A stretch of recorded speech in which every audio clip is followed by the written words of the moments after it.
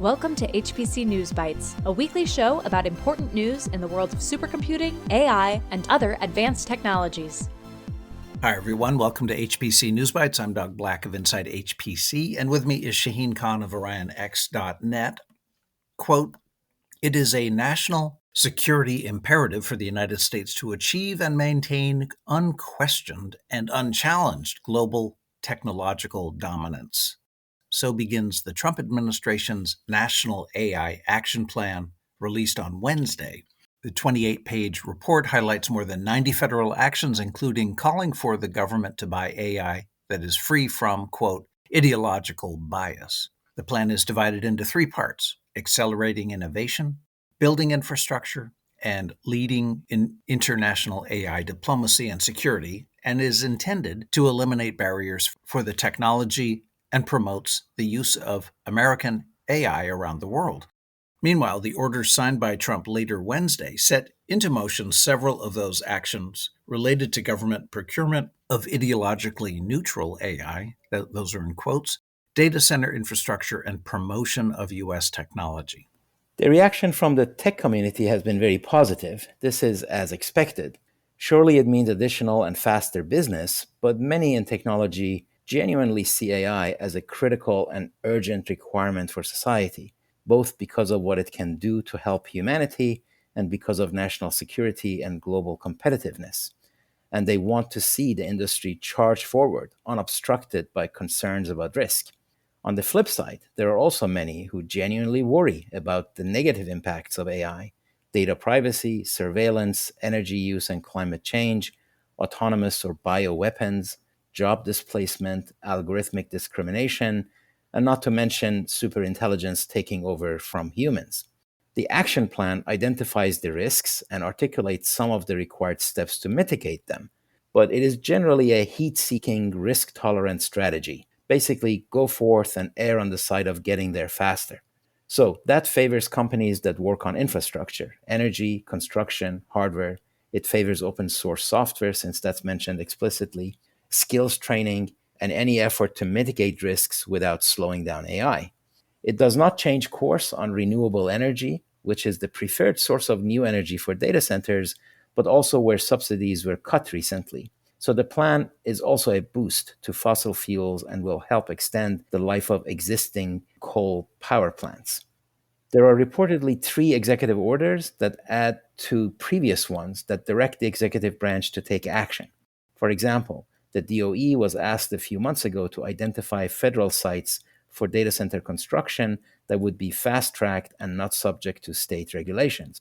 DOE initially picked 16 potential sites and just announced 4 finalists that are open for private sector AI projects. STMicro Electronics, aka STMicro, is acquiring NXP Semiconductor's Microelectromechanical Systems MEMS sensor business for up to $950 million. NXP was divesting from that space while further investing in edge AI via acquisitions, development of their own software and tools, strategic partnerships, including one with Nvidia, and by applying AI across target markets of automotive, industrial, and IoT. One of the major trends in HPC is the transformation of devices that reside outside of a data center into their own mini supercomputers. This extends from small sensors that can now have vector instructions for on-the-spot data reduction to scientific instruments that can be their own big supercomputers. The evolution of the smartphone is a good proxy for how these technologies are rapidly advancing.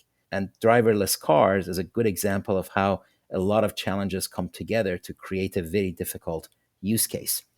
And that means we need to track the supply chain at the very low end, where the vendor list includes names that are not typically seen in HPC, even though they are huge companies. STMicro and NXP are among them, as are MediaTek, Microchip, Infineon, onsemi, and also Analog Devices, Broadcom, Texas Instruments, Qualcomm, and several others. It's a bit ironic that after Nvidia's much publicized policy win recently with the Trump administration, reversing a ban on exports of Nvidia's H20 GPU AI chip to China, that Nvidia now is having trouble fulfilling orders of its China-specific H20s. The H20 is behind on performance compared with Nvidia's leading products, which means most of the firm's contracts focus on newer or more powerful chips. And a recent story from The Information states that Nvidia might not restart its H20 production with TSMC as the lines dedicated to the H20 have been repurposed for other processors. The firm's existing inventory includes finished H20 chips and others that are yet to be packaged. There was also unconfirmed news that TSMC is in fact restarting the H20 packaging line that it had already repurposed. It just shows the complexity of delivering complex products and the impact of go-no-go regulations. Nvidia has been working on the next generation chip for the Chinese market called the B30. So how to handle existing finished and unfinished inventory and how long it would take to ship through a restarted H20 process versus the new B30, and what suppliers can do in that time frame and what customers prefer to get now is all part of that complexity. All right, that's it for this episode. Thank you all for being with us. HPC News Bytes is a production of Orion X in association with Inside HPC. Shaheen Khan and Doug Black host the show. Every episode is featured on InsideHPC.com and posted on OrionX.net. Thank you for listening.